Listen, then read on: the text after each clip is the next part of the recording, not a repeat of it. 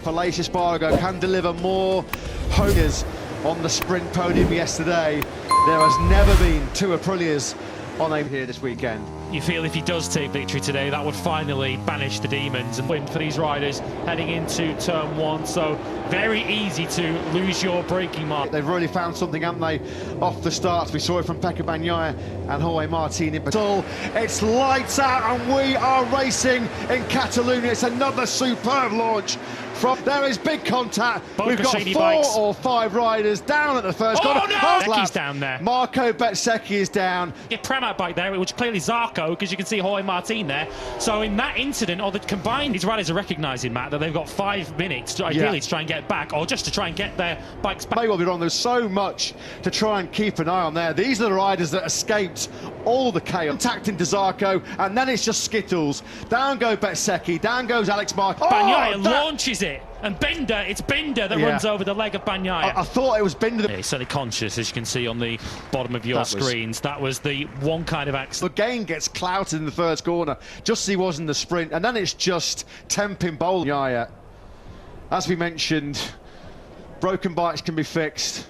Crowd are on their feet, giving a goodwill reception. A type of high side, and they heard enough. Is that, you know, literally they spoil the impact. Yes, you can make some fractures and stuff on your body and switch the oil cooler, etc., which pumped oil out on the track. 3 laps will be the quick restart procedure, which will get underway at 14:20. Out for this restart, which, as Matt mentioned, will be over 23 laps. So Brad Binder made contact with him.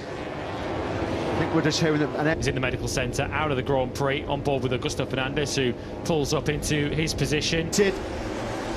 And the depleted field here in Barcelona, he gets set for this 23-lap round 11 of this year's MotoGP World Championship.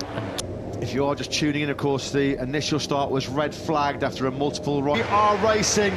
Jorge Martin again powers away on that Prima Prama Ducati, and he eases on through Miguel Oliveira on this high-speed run down to Miller. He's the leading KTM on the 43 from what was a Marc Marquez 9th at the moment. Fabio Quartararo, he's got away really well. He's into the top. Really close. He was almost front tyre on Jorge Martin's rear tyre there. Down in these at lap 1. The top gun, all guns blazing on that first lap, starting from the Alex Marquez as they make contact again there, coming around to has been shown the black flag with the orange disc, so even if that bike was able to continue running, he'll be told to. Miller, who we've seen in recent times go backwards from a relatively good start. Miller at the moment holds Johan Zarco through that second lap is already 3/4 of a second adrift. Cut to the inside line coming through turn number 10, and he has got through. That was Bargo 140.3 for him as well. They were both 0.4 of a second faster. Ever podium lockout for Aprilia, astonishing what potentially out of the Grand Prix he goes. Of course, he was the unfortunate rider that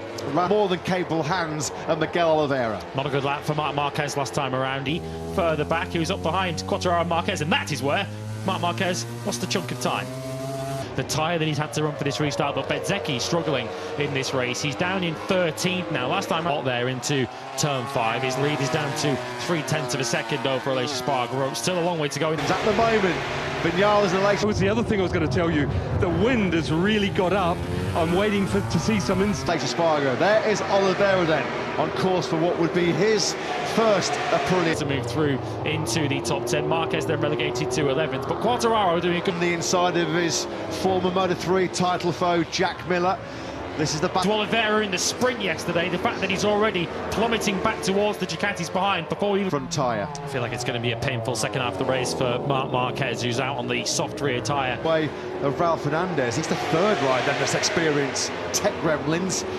On that last lap, he lost 0.3 of a second to Vinales. Already on this lap, bitterly frustrating in his home Grand Prix for Ralph Fernandez. Crypto Data RNF hopes resting. Who clearly having got past Miller was able to put some space between himself and the KTM. So it's Quartararo 7th, Miller 8th. They do abuse and stress the right-hand side of both tyres, but Fernandez has He has stabilised the situation. He was back into the 140s. This scrap that they're having together is costing them time, because ahead of them Alex Markin in there doing high 141s on that soft front tyre. When is that front? Whatever happened, the lead had really come down to 0.6 of a second, but as you can see top left, it's going back up. Himself, so Oliveira looks like he's really hitting some grip issues. Oliveira now over 2. Battle for the lead between the two factory Aprilias. It is now just over half a second and still plenty. For the factory Aprilias as Miller and Quartararo sort of getting a bit frenetic in the first split. Maybe a little bit more confidence, a little bit more straight line braking stability on the gains here. We're coming towards the third sector where he's been really strong, and we can see at the disposal of those Michelin